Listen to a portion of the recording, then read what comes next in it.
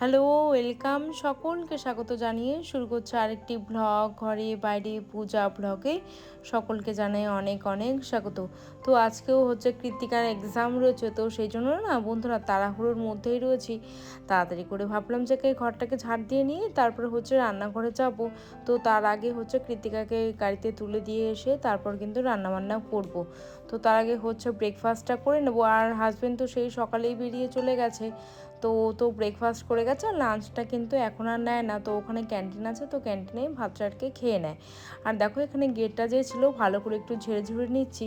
না হলে কি হয় বলো তো বন্ধুরা, যে ধুলো না, রাস্তা তো ধুলো পড়ে, তো গাড়ি যায় অনেক, ওই বাইক যায়, মোটর সাইকেল, তারপরে হচ্ছে অটো টোটো, তো রাস্তার পাশেই আমাদের বাড়ি।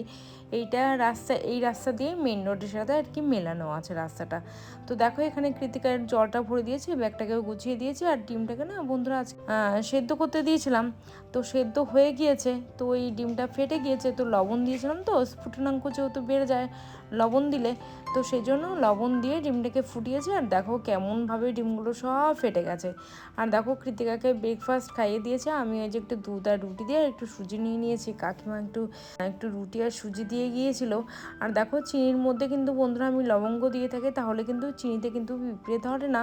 ওই লাল লাল ছোটো ছোটো গুঁড়ি গুঁড়ি পিঁপড়েগুলো হয় না, তো সেই পিঁপড়েগুলোই কিন্তু এই চিনির মধ্যেই রয়ে যায়।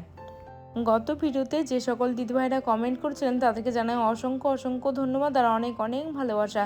তো অনেক দিদিভাই কমেন্ট করেছিলেন, তো তাদের নাম আর আমি পড়ছি না। আর তোমাদের কমেন্ট পড়লে কিন্তু খুব ভালো লাগে আমার। আর নতুন বন্ধু যারা আছো তারা প্লিজ একটা লাইক করে সাবস্ক্রাইব করে দিও, আর ভালো লাগলে পাশে থেকেও, তোমাদের জন্যও রয়েছে অনেক অনেক ধন্যবাদ। আর তোমরাও চাইলে প্লিজ একটা কমেন্ট রেখে যেতেই পারো, আমার কিন্তু কমেন্ট পড়তে খুব খুব ভালো লাগে। আর দেখো এখানে ডিমের ঝোল আর ওই সয়াবিন দিয়ে করব, আর কিচ্ছু করব না, যেহেতু বন্ধুরা গ্যাসের তো খুব ক্রাইসিস, জানো তো বন্ধুরা, গ্যাস না বুক হচ্ছে না, তো সেই জন্য একটা সমস্যার মধ্যে পড়েছি। আর দেখো এখানে হচ্ছে ডিম দিয়ে সয়াবিন দিয়ে করব। ওই পেঁয়াজ রসুন আদা জিরে বেটে নিয়েছে, আর লঙ্কাটাকে ভেজে নিয়েছে, আর দিয়েছি একটু কাশ্মীরি লঙ্কা গুঁড়ো, আর এদিকে হচ্ছে ওই একটু লবণ আর একটু হলুদ দিয়ে ভালো করে একটু কষিয়ে নিয়ে দেখো এবারে হচ্ছে জল দিয়ে দেবো।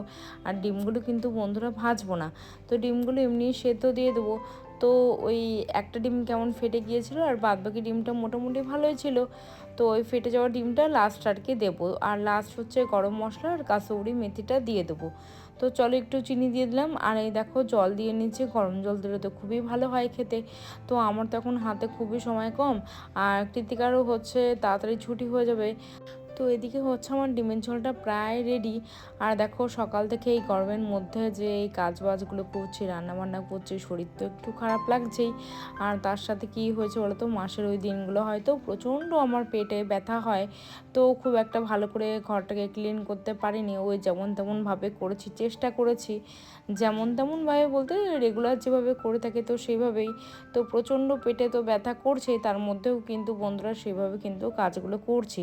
আর দেখো সন্ধ্যাবেলায় না তোমাদের সাথে একটা জিনিস শেয়ার করব, হচ্ছে ফ্লাওয়ার ভাস নিয়ে এসেছিলাম, মোট 3টে মতো ফ্লাওয়ার নিয়ে এসেছিলাম। দেখো একটা পিঙ্ক কালার, আর ওদিকে হচ্ছে গোলাপের যে ফ্লাওয়ার হয় সেটা নিয়ে এসেছিলাম, আর এদিকে কাঁচের কাপ নিয়ে এসেছিলাম, আর একটা কাঁচের একটা গ্লাস নিয়ে এসেছিলাম, আর তার সাথে দুটো ভাস নিয়ে এসেছিলাম, একটা হচ্ছে ব্লু দিয়ে হোয়াইট দিয়ে, আর একটা হচ্ছে ওই ব্রাউন দিয়ে আর হোয়াইট দিয়ে।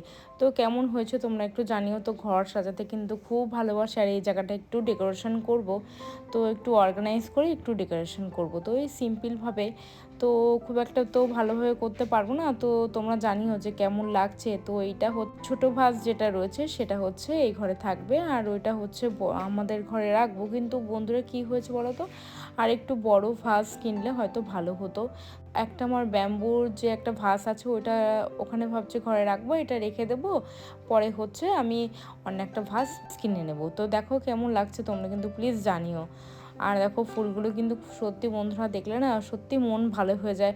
আর গোলাপ ফুলগুলো দেখে মনে হচ্ছে না একদম সেই অরিজিনাল, তো আমি তাই ভেবেই নিয়ে এসেছিলাম। আর দেখো এখানে হচ্ছে ওই কাঁচের কাপগুলো এখানেই রাখি আপাতত, যেহেতু আমার এখনও রান্নাঘর তৈরি হয়নি, তো সেই জন্য। আর দেখো এই ভাসে রেখে ফুলগুলো কত সুন্দর লাগছে, এই যে ব্যামো যে ভাসটা রয়েছে, তো ভাবছি এর মধ্যে এখন রেখে দিই, এটা অনেকটাই উঁচু আছে তো সেই জন্য, আর ওটা অনেকটা নিচু হয়ে গেছে বন্ধুরা। তো আর একটা ভাবছি বড় দেখে একটা কিনবো।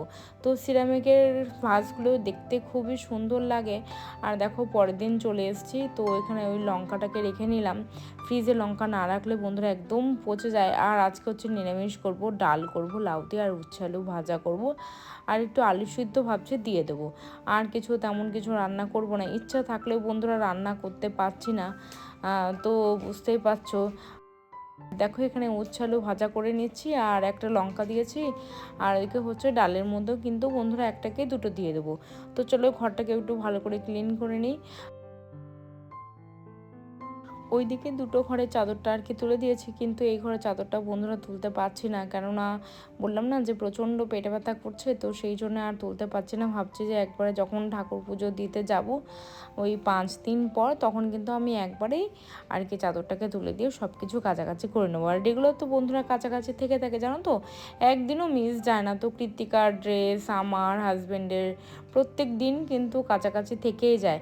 আর ভাবলাম আজকে ডাস্টিংয়ের কাজটাও আর কি ডিপ ক্লিন করে নিই। আর কদিন ধরে হালকা হাতেই ছেড়েছি। আর দেখো ভালো করে এগুলো মানে মুছে নিয়ে সুন্দর করে মুছেছি। আর মাকড়সার জাল ধুলো সে একদম কাপড়টা না বন্ধুরা একদম কালো হয়ে গিয়েছিল, এত ধুলো ছিল। সব ঘরগুলোই আজকে আমি ভালো করে একটু ডাস্টিং করে নেবো আর ভালো করে মুছে নেব।